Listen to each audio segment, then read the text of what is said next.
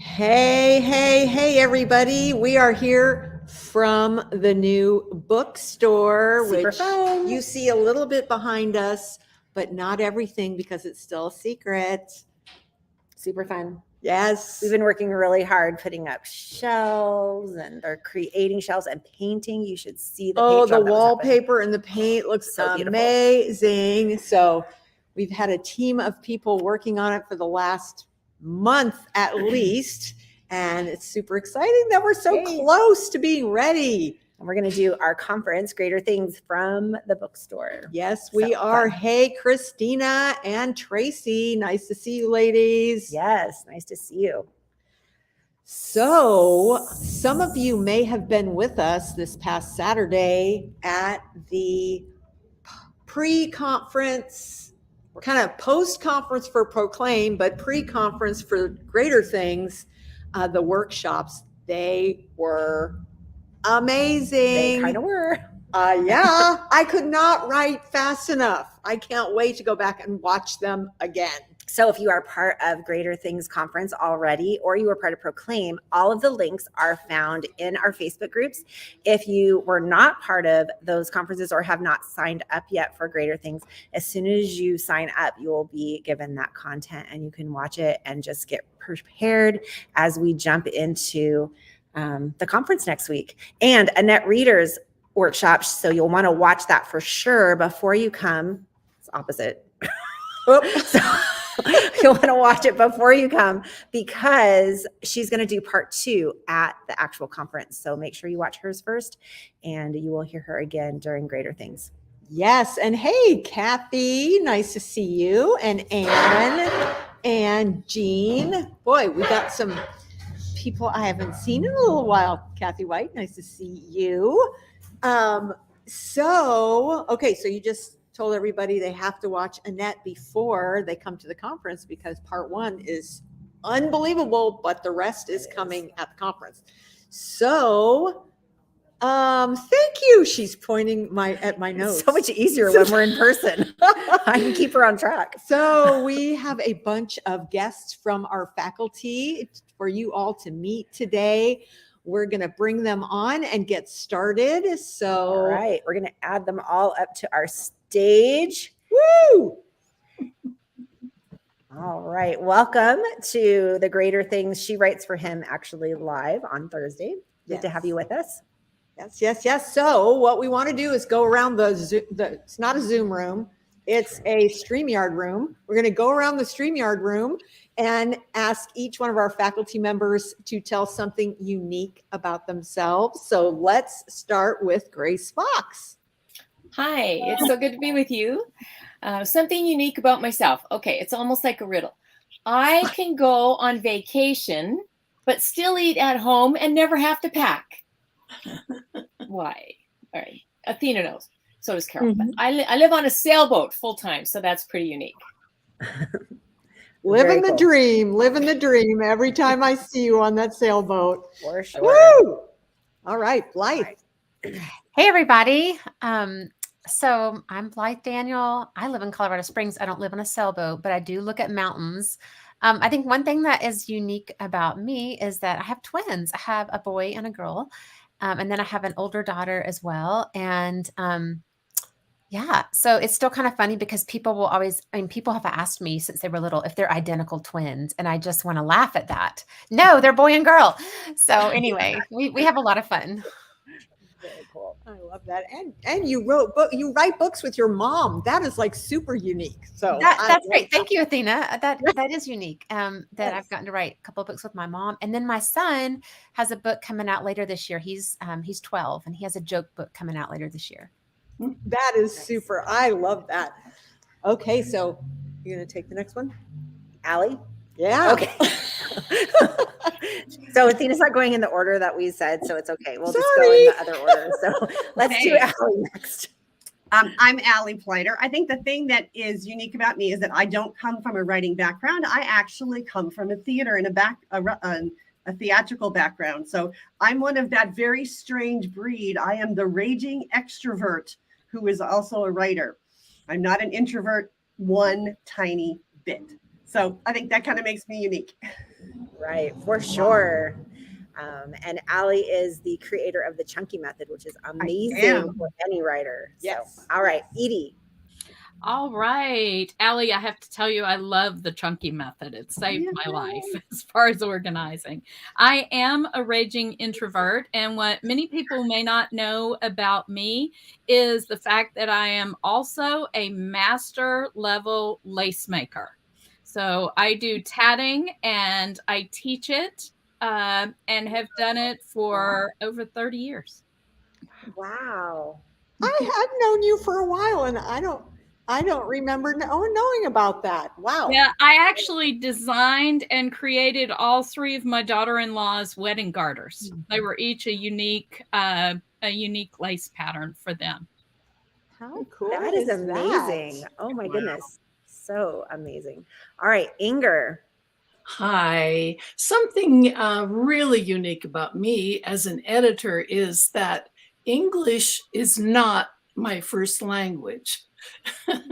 I was born in Norway, and Norwegian was my first language, so I had to learn English in first grade. I didn't know a word when I got dropped in halfway through the first year, so had to make up for lost time. And then the other thing about me is one year when we were living in the Arctic, which we did for quite a number of years as missionaries when I was very young.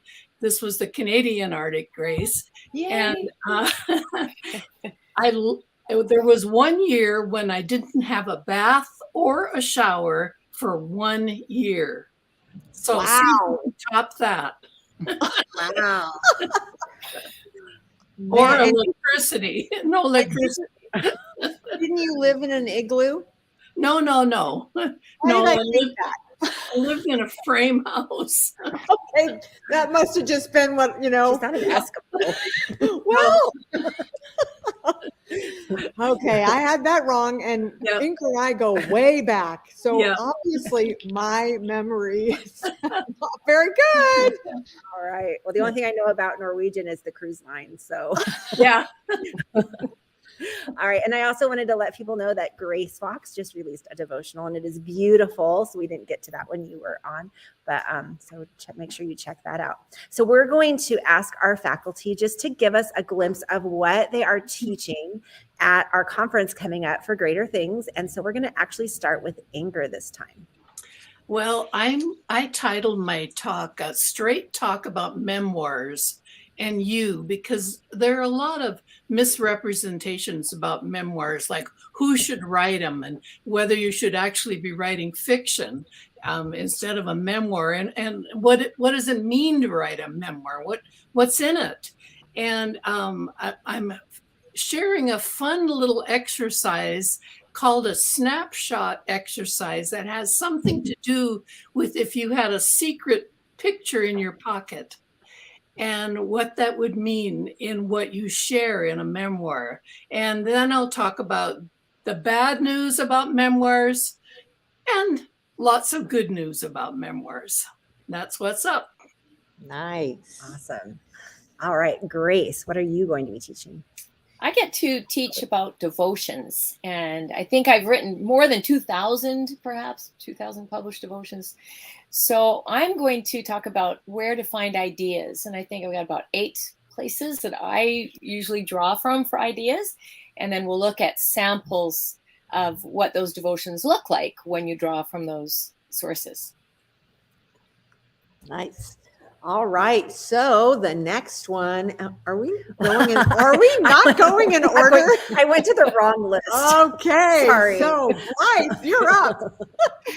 So I am a literary agent and an author, and I read a lot of book proposals. And so what my topic is going to be is what stands out to agents and publishers about book proposals. So what I'm looking for as an agent is what publishers are looking for. I just work with a lot of different types of publishers. And so when I look at book proposals, there are at least 3 sections that we're going to zero in on that will help you as you're writing a book proposal, help that stand out to someone like myself as a literary agent that will help us see the value in what you're doing, what your idea is.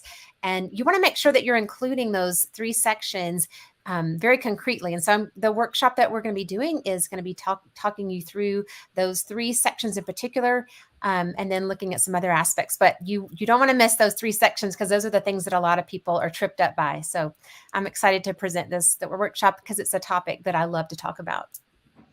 Awesome. Hey, that's so good. And proposals are so important, even if you're going to do it in a hybrid setting, because it really helps you organize even just what you're writing.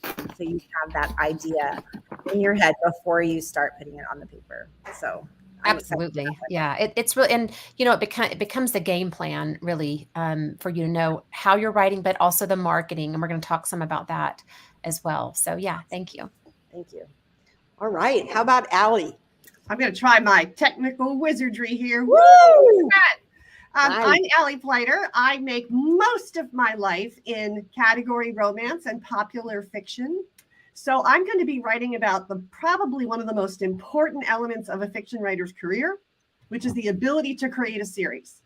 Publishers are looking for them. Readers are looking for them, especially if you're independent or hybrid, or you're working with a traditional publisher. A series is often the key to success for a fiction author.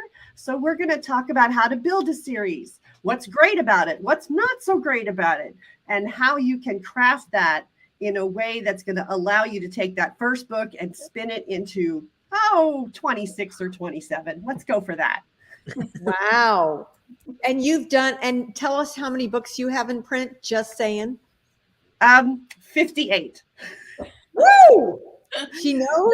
Number 58 just came out 2 weeks ago. Number 59 comes out on April 5th. So I've been a bit on the productive side. And I would say that a large portion of those are series, of a lot of different series. So we're going to talk about all the different ways you can build a series. I love that. All right. Then Edie is next. All right. I am excited. I'm going to be talking about the foundation of everything that everybody else is talking about. We're going to be talking about soul care. The fact is, just like you can't pour water out of an empty bucket, you can't create when your spiritual well has run dry. So we're going to be talking about some practical applications, some things that you can do on a daily, weekly basis to make sure that you keep that strong connection with God, so that what you write is in line with what He has planned for you.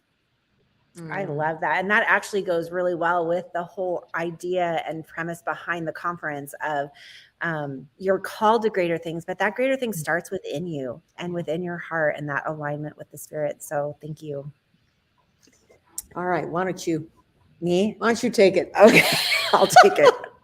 So the next thing that we'd love for you to share before we go today is just either a tip or a word of encouragement to our audience. And we will go in order this time, the correct order. I'll start at the right place. Sorry. This is so much more fun being live. I'm just saying. So we're going to start with Inger. Well, my tip is, and it's related to memoir, is that it's your story. Your life is your story. And the key, I think, to using that story is to find out what gives God the most glory in your story. And this can be done in memoir, and it can be done in many bits and pieces, but you have ownership. It's your story. God has given it to you, built it into you. And I just encourage women to use it for His glory. Amen. So good. All right. So Grace, what would you say? Yeah. So my tip is mostly related to the conference in general. And I would say you might come to conference with a goal in mind. There's somebody specific you want to meet, somebody, some project that you want to pitch. And for sure, that's a great way to come. But also come with a heart that's open, because God may be bringing you with what you think He's bringing you for. He might steer you in another direction. He might put somebody in your path to talk to. And it's something that you haven't anticipated doing might pop up. So come with an open heart and be willing to go with the Spirit, flow with the Spirit as He leads. That's so good, Grace, because I think so often we come with these expectations of what it's going to look like, who we're going to meet, what we're going to learn, and yet God has something completely different for us. And so we need to come in just with that openness. So thank you for reminding everyone of that. All right, Edie. My unique tip is really not so unique, but it's something that is very easy to let fall by the wayside. I only have one hard and fast rule for writing, and that is pray first. Before my fingers hit the keyboard, before my thumbs hit the text message or the social media update, I pray first, because I know that God can do amazing things when we yield our writing and our hearts to Him. Amen.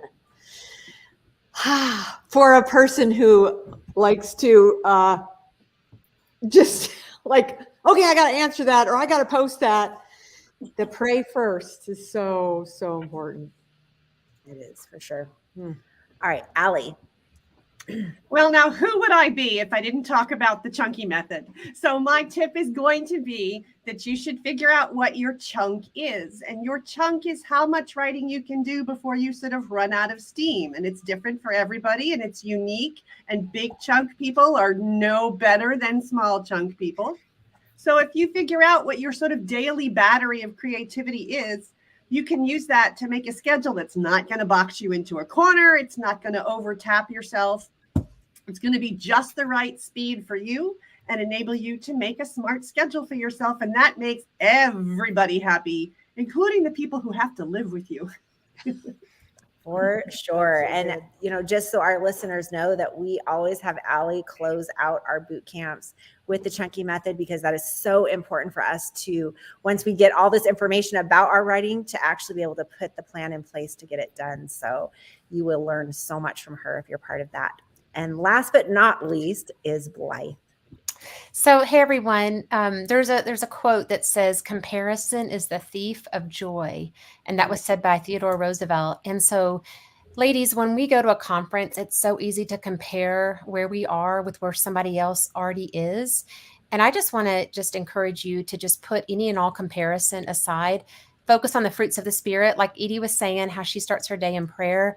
I would start each day of the conference looking at the fruits of the Spirit and invite those things into your life, and not comparison, not discouragement or feeling overwhelmed. If you start to feel overwhelmed from everything that you're hearing, stop and pray and ask God what He specifically has for you at this conference. Because I know sometimes it can feel like if you're listening to the book proposal workshop, you're like, I don't have those things and I don't know how I'm ever going to get them. And so already has it. Well, that's where that comparison and overwhelm starts to come in. And that's not helpful. It's not going to propel you forward. So God has greater things for you. This is an opportunity for you to learn and come where you are. All of us have started at some point. We've not just arrived here. So I would say, lean in on God, pray, study the fruits of the Spirit, don't feel overwhelmed, and don't compare yourself. So it's probably like 5 tips in one, but that's my encouragement to you. So good. Just each one of you speak from a place where you've all been at conferences and teaching and seeing there's just common themes and common things that happen that we can fall into if we're not careful.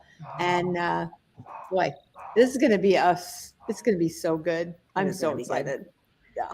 Very cool. Yep. So thank you all for being with us. We look forward to starting to see many of you a week from today is when the Greater Things begins. And some of you are on that Thursday schedule, but thank you for being here with us today.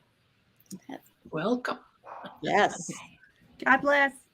Bye. Bye, everyone. Love y'all.